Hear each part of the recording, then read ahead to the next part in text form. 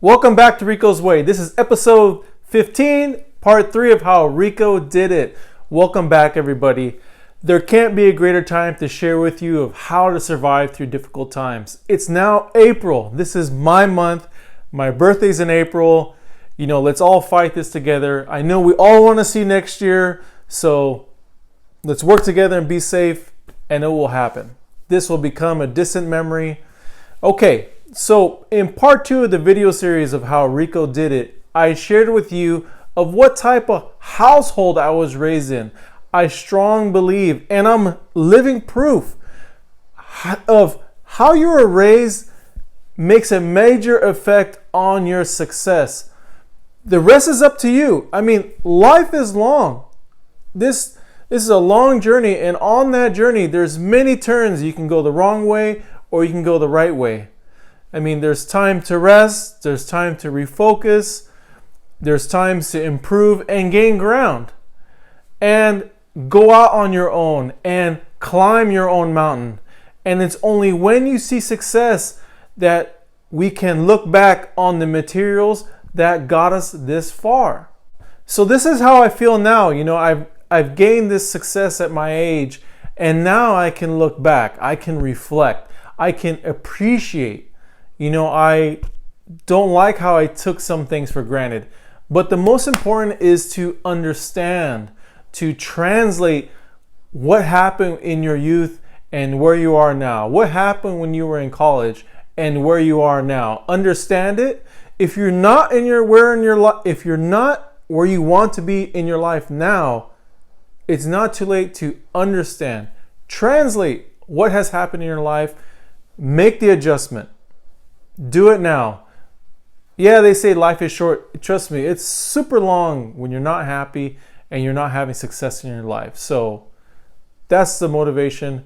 That's the message I'm trying to translate to you guys. Let's continue. So this is how I feel now.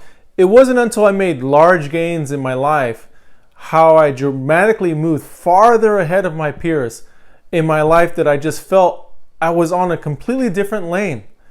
And the great thing about each time you jump a division in life is that it's a new arena. There's new goals and there's new challenges. And you just keep on chasing your dreams. So let's get back to my story. I've talked about the hands-on teachings and trades I was taught as a child and as a teenager. While still not performing well in school. I was a C student in school. I knew I was not dumb. But if I wasn't challenged, I just wouldn't engage. That was the type of student I was. And a correction to my last video, my mother was a real estate broker for 25 years. My mother worked as a realtor for 2 years. Then she got her broker's license. It was a slip of the tongue on the last video. So when she got her license, I was probably around 8 or 9 years old. When I was a teenager, I started actively helping my mother. In the beginning, I would fold the flyers, thousands of flyers I would fold for her, and then I would deliver them door to door in her neighborhood where her customers were, potential customers. And as a teenager, as I got older, I would eventually start handling all the marketing for my mother. I would design all the marketing flyers. I would design all her open house flyers. I would submit all the documentation online for her. So I started learning all that at that age from real estate. Around 15, I started hosting open houses. So my mother couldn't be in 2 places at the same time, so she would drop me off and then I would be a host. So, I would hand the people the flyer, make sure the house was accessible, wouldn't talk any real estate, wouldn't talk any business. I was strictly just a host. But at that age, till I was 18, I was already starting to do open houses. And with doing open houses, I couldn't dress like a kid. So, I would wear polos. And as I got older, I started wearing suits.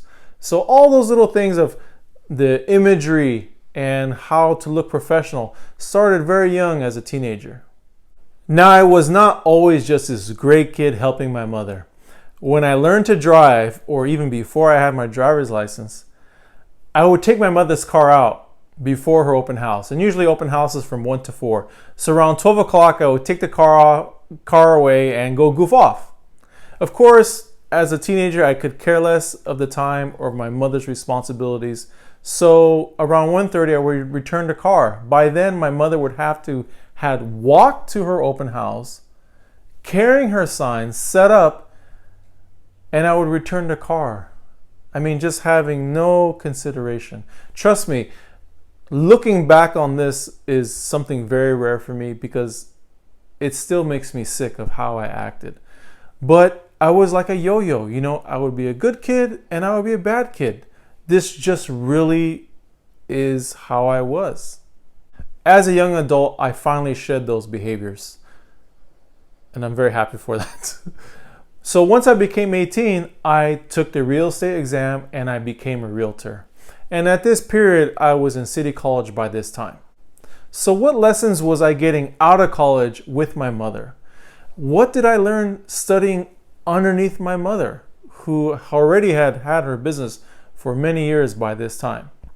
Well, my mother was very particular and extremely tedious. Nothing is done unless it's on the right side of the law, of ethics and following state laws. Absolutely no air for funny behavior, no funny business. Nothing is said to the client carelessly. Never misguide or uninform the customer. The real estate board puts out a mailer every month to everybody who's an active realtor or broker. And in this mailer, there's a long list of names or a long list of shame of realtors and brokers who have had their license suspended or revoked. In our company's 25 years of service, we were never sued or a claim made against any broker or realtor. We did not make mistakes when dealing with hundreds of thousands of dollars of people's savings.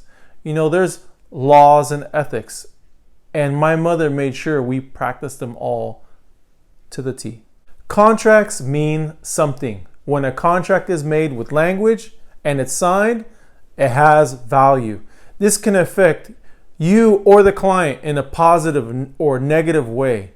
This methodic way of dealing with documentation has been a huge school for what I do today.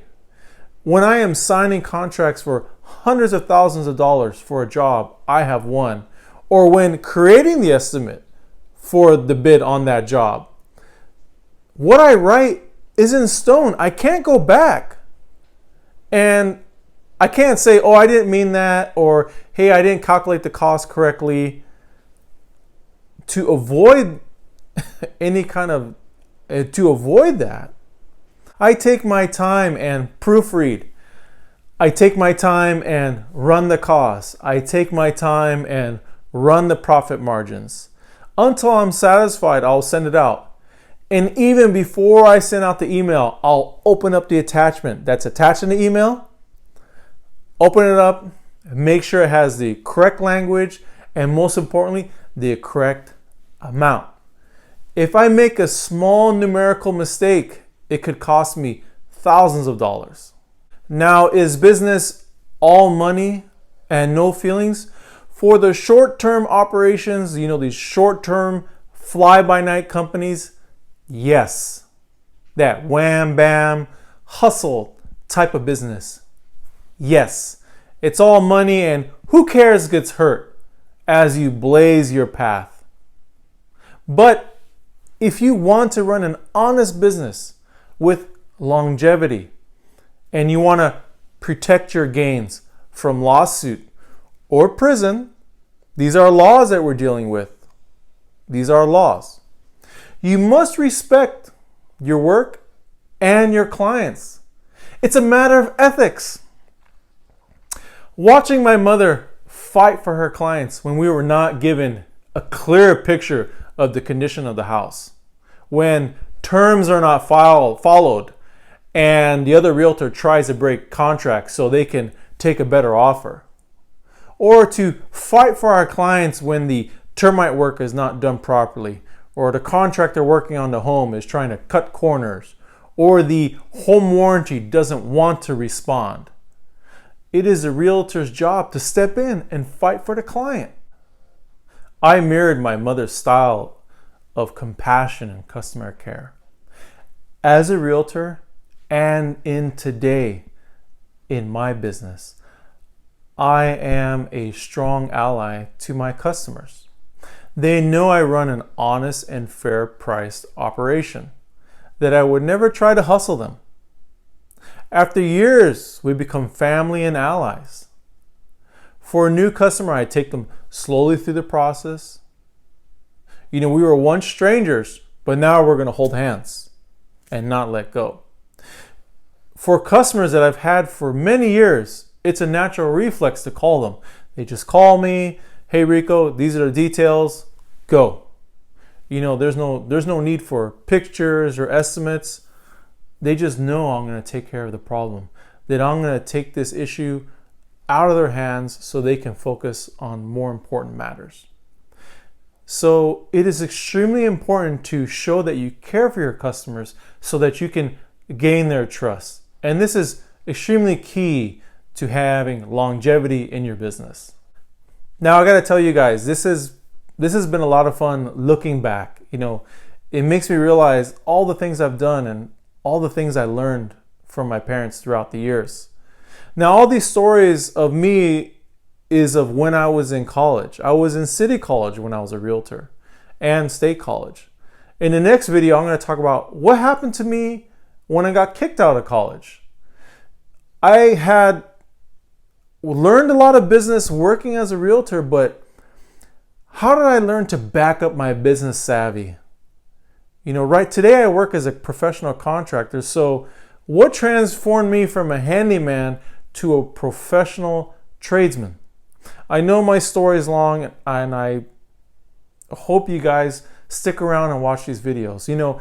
Every successful story has a lot of stories to tell. It's not a simple result. It wasn't a simple or a single event that I went through that represents who I am today. It's lots of stages, lots of events that happened to me that made me who I am today.